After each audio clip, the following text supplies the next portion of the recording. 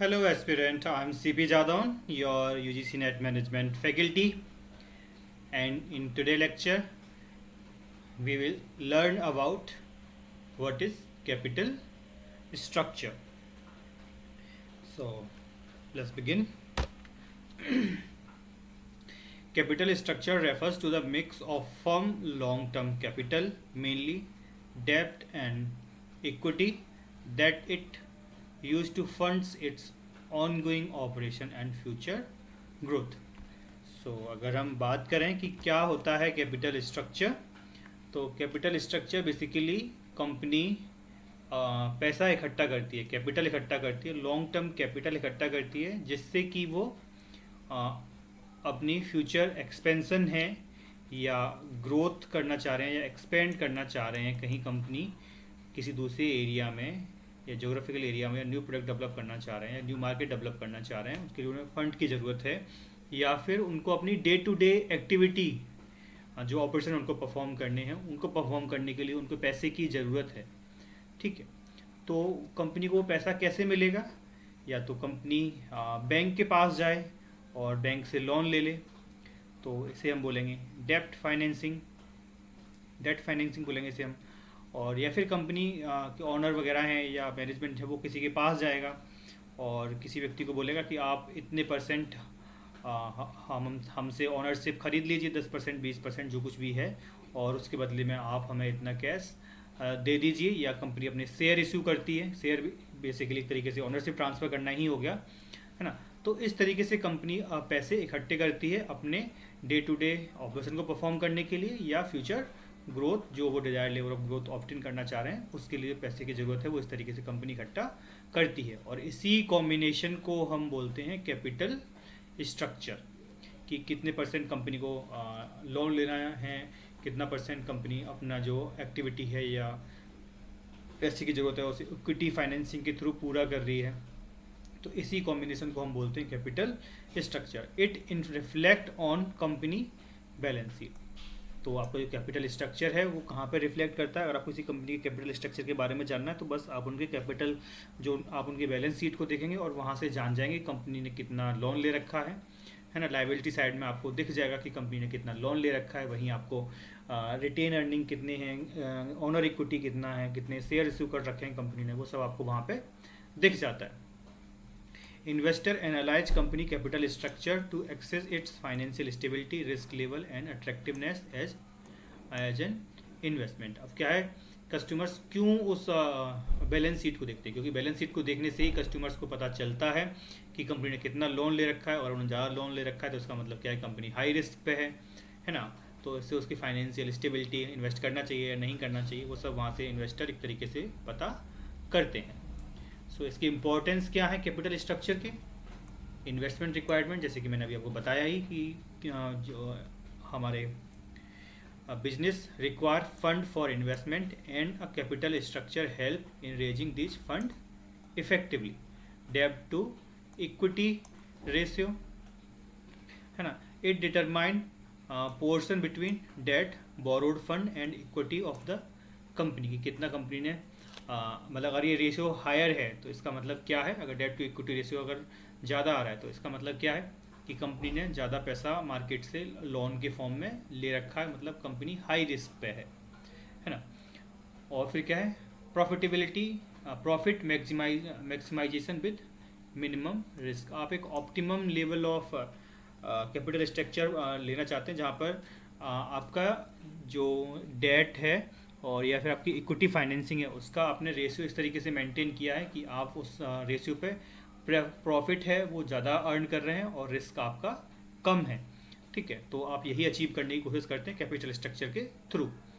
Business success avoiding market hurdles and guided by the theory. जो आपका capital structure है वो कुछ थ्योरीज हैं, है ना, उनके बेस पे वो आप अपना कैपिटल स्ट्रक्चर बनाते हैं। वो कौन कौन सी थ्योरीज हैं? जैसे net income approach, operating income approach, मोदिग्लियानी Miller approach, traditional approach, providing guidance for designing and optimal structure, की आप अपना ऑप्टिमम कैपिटल स्ट्रक्चर कैसे बना सकते हैं। इन थ्योरी के बेस पर आप इनको स्टडी करते हैं और एक आप ऑप्टिमम कैपिटल स्ट्रक्चर बनाते हैं जहाँ पर आप मैक्सिमम प्रॉफिट अर्न कर सकते हैं with minimum risk.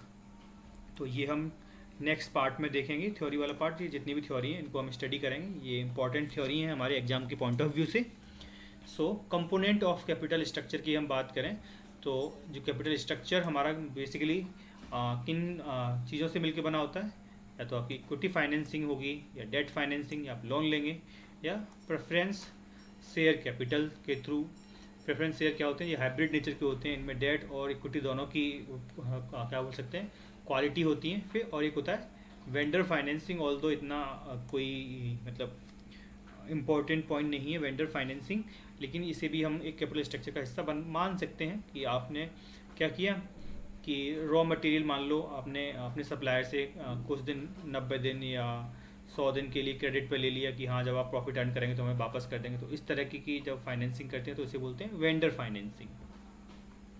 So type of capital structure, first one is equity financing. Equity financing क्या होता है, raising capital through issuance of shares to investor. आपने क्या किया, शेयर इशू कर दिए कंपनी के और वहाँ से जो पैसा आ रहा है आपके पास उसे बोलते हैं equity financing. The company is funded entirely by the shareholder equity without rely on date.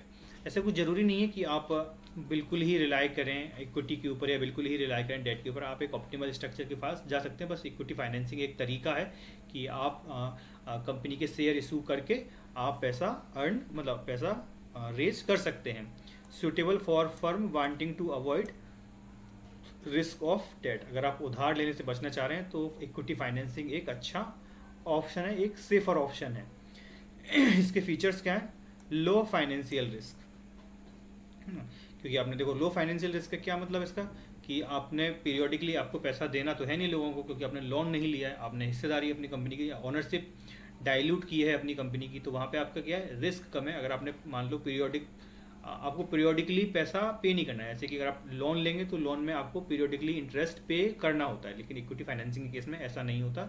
जब कंपनी प्रॉफिट अर्न करेगी तो वो कितना पैसा डिविडेंड के तौर पे देना चाह रही है वो वहाँ पे आता है, ठीक है। तो कंपनी अर्न करेगी तब पैसा लोगों को बांटेगी, तो वो प्रॉफिट के केस में होगा।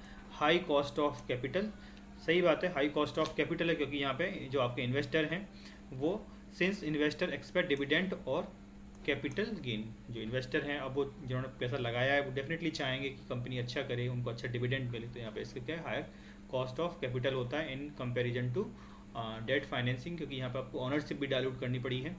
Share holder have ownership and voting rights, तो यहाँ पे जो शेयर होल्डर्स उनको क्या मिलता है, वोटिंग राइट और ऑनरशिप कंपनी में मिलती है। फिर है हमारा डेट फाइनेंसिंग। डेट फाइनेंसिंग क्या है कि आप लोन बॉन्ड्स डिवेंचर के थ्रू पैसा रेज कर रहे हैं अपने लॉन्ग टर्म ग्रोथ के लिए या फिर डे टू डे एक्टिविटी को परफॉर्म करने के लिए। Attractive because interest is tax deductible. जो आप इंटरेस्ट पे करते हैं, मान लो आपने बैंक से लोन लिया है तो आप इंटरेस्ट पे करेंगे आप बैंक को, तो वो जो इंटरेस्ट आपने पे किया है उसमें आपको क्या मिलेगा, टैक्स में छूट मिलती है, टैक्स डिडक्टेबल होती है। Lowering the cost of capital, तो इससे आपका क्या होता है जो कॉस्ट ऑफ कैपिटल होती है वो कम पड़ती है डेट फाइनेंसिंग के केस में, क्योंकि आपको यहाँ पे छूट मिलती है। रिस्कियर ड्यूरिंग लो रेवेन्यू, लेकिन ये क्या है रिस्कियर होता है कौन सी फेज में, जब आपको पता है कि आपकी रेगुलर इनकम नहीं है, आप क्योंकि आपको रेगुलरली इंटरेस्ट पे करना होता है, तो अगर आपकी रेगुलर इनकम नहीं है तो वो आपके थोड़ा सा रिस्की हो जाता है। Common in industries with stable cash flow, rely on borrowed fund offer tax benefit, increase financial risk आपको बढ़ जाता है। डेप्ट holder are paid before share holder during the liquidation. अगर आपकी कंपनी लिक्विडेट करके बंद हो रही है तो पहले जिन लोगों ने कंपनी को लोन के फॉर्म में पैसा दे रखा है उनको पैसा पहले मिलता है, और जिन्होंने इक्विटी फाइनेंसिंग में पैसा लगा रखा है उनको पैसा बाद में मिलता है। Usually long term debt is consider for the डेप्ट to equity ratio. Preference share capital क्या होते हैं, a hybrid form of capital with features of both debt and equity. Preference shareholder receive priority in dividend payment and capital repayment during the liquidation. Do not usually have voting rights. तो जो capital जिन्होंने capital preference share खरीद रखे हैं जिन लोगों ने किसी भी कंपनी के, तो उनको क्या है वोटिंग राइट नहीं मिलता है ना, लेकिन इनको डिविडेंड पहले मिलता है।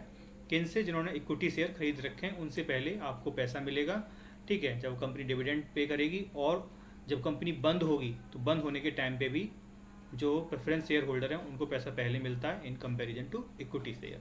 तो सबसे पहला पैसा के लिए मिलेगा जो डेट होल्डर है, जिन्होंने कंपनी को लोन दे रखा है, सबसे पहला उनको पैसा उनको मिलेगा। फिर पैसा मिलेगा प्रेफरेंस शेयर वालों को एंड देन इक्विटी शेयर वालों को। Vendor financing, supplier provide goods and service on long term credit 90 to 60 day for more, वही है। Reduce immediate financing need and interest cost, rare but useful for lowering short term funding requirement, short term period के लिए क्या है अच्छा रहता है। अब कैपिटल ऑप्टिमम कैपिटल स्ट्रक्चर कैसा है, वो कैपिटल स्ट्रक्चर जहाँ पर आपका प्रॉफिट ज़्यादा है और आपके जो रिस्क हैं वो मिनिमम लेवल पे है, तो उस लेवल को हम बोलते हैं ऑप्टिमम कैपिटल स्ट्रक्चर। जैसे कि अगर हम समझें कोई भी लेवल ऑप्टिमम लेवल हो सकता है, बट शर्त है कि वहाँ पे आपका प्रॉफिट ज़्यादा है और आपका रिस्क कम है। जैसे कि 50/50 आपने 50% लोन लिया है, 50% आपने इक्विटी के थ्रू फाइनेंस कर रखा है, या 60% आपने लोन दे रखा है और 40% इक्विटी है, या आपने 40% लोन ले रखा है और 60% इक्विटी है आपके पास। कोई भी एक रेशियो हो सकता है, depends on business risk and financial risk. So optimal capital structure is referred as the perfect mix of debt and equity financing that help in maximizing the value of company in the market while same time minimizing its cost of capital। Cost of capital भी बोल सकते हैं, जहाँ पर आपकी cost of capital कम आ रहा है, मतलब आपको पैसा रेज करने में आपका खर्चा कम है और आपको फ़ायदा उस पॉइंट्स पे ज़्यादा मिल रहा है, या रिस्क के फॉर्म में भी हम इसको बात कर सकते हैं कि आपका उस पॉइंट पर रिस्क कम है और आपका प्रॉफिट ज़्यादा है। So capital structure varies across industries, हर इंडस्ट्री के अकॉर्डिंग कैपिटल स्ट्रक्चर वेरी करता है। For example for a company involve in mining और petroleum oil extraction, high debt ratio is not suitable. इसका मतलब क्या है कि जो company oil and mining field industry में है, वहाँ पे आपका जो डेट टू इक्विटी रेशियो वो कितना होना चाहिए, ज़्यादा नहीं होना चाहिए, मतलब वहाँ पे कंपनी को लोन कम लेना चाहिए, वो ऐसी सिचुएशन ज़्यादा सूटेबल रहती हैं। हाउएवर कौन सी कंपनी से, कोई कंपनी इंश्योरेंस कंपनी है या बैंकिंग कंपनी है, इनका काम ही लोगों को लोन देना होता है, तो लोगों से पैसा भी इकट्ठा करती हैं, तो इस केस में क्या है, हाई अमाउंट ऑफ डेब्ट at a part of their capital structure. तो ये कंपनी क्या है, इनका जो कैपिटल मिक्स होता है, तो हो सकता है कि इनमें 70% इन्होंने डेट फाइनेंसिंग कर रखा है और 30% इक्विटी हो, है ना। तो ये इस तरीके से चलते हैं, तो ये कोई ऑप्टिमल स्ट्रक्चर आप पे हो सकते हैं। फॉर्मूला फॉर कैपिटल स्ट्रक्चर अगर हम देखें तो debt to equity ratio, total debt जितना आपने लोन ले रखा है और कितना इक्विटी है आपके पास। Formula of capital structure quantifies the amount of equity and amount of outsider capital at a point in time. Such calculation can be done as a percentage of each component equity debt to total equity in the form of debt to equity ratio। Basically ये formula है जो कि आपको साफ साफ बता देता है कि कंपनी हाई लेवरेज है या लो लेवरेज है ना। कंपनी ज़्यादा लोन ले रखा है इन कंपैरिजन टू डेट, या कंपनी बिल्कुल बराबर, अगर इसका मतलब अगर इस रेशियो की वैल्यू 1 आती है तो इसका मतलब क्या है कि कंपनी ने 50% डेट फाइनेंसिंग कर रखा है और 50% ही इक्विटी फाइनेंसिंग से पैसा ले रखा है, ठीक है। अगर 1 से ज़्यादा आती है तो मतलब डेट लोन ज़्यादा ले रखा है, 1 से कम आती है तो मतलब इक्विटी से ज़्यादा पैसा ले रखा है। सो फाइनेंशियल लेवरेज क्या होता है, financial leverage is defined as portion of debt that is a part of capital structure of the firm. इसको और क्या बोलते हैं, कैपिटल गियरिंग भी बोलते हैं, ये याद रखिएगा। फाइनेंशियल लेवरेज को हम कैपिटल गियरिंग भी बोलते हैं। A firm have high level of debt is called highly leverage firm and a firm with low ratio of debt is called low leverage firm, ठीक है। अभी फाइनेंशियल लेवरेज क्या होता है और ऑपरेशनल लेवरेज, कंबाइंड लेवरेज, इन सबको हम आगे भी आने वाले चैप्टर्स में और डिटेल में देखेंगे। So this is all for today class. और आज हमने देखा कि कैपिटल स्ट्रक्चर क्या होता है और क्या ऑप्टिमम कैपिटल स्ट्रक्चर किस फॉर्म में आप देख सकते हैं, और कल हम देखेंगे कि ये डिफरेंट अप्रोचेज हैं कैपिटल स्ट्रक्चर की, डिफरेंट थ्योरी किस तरीके से आपको कैपिटल स्ट्रक्चर बनाने के लिए बोलती हैं कि आप किस तरीके से कितनी इक्विटी होनी चाहिए, कितना लोन होना चाहिए, वो सब हम कल देखेंगे। तो कौन कौन सी थ्योरी हैं, net income approach, net operating income approach, ठीक है, ये डेविड डुरांट की थ्योरी है, फिर मोदिग्लियानी अप्रोच, ट्रेडिशनल अप्रोच एंड, तो अब इनको हम कल देखेंगे। So thank you, this is all for today class, कल मिलते हैं।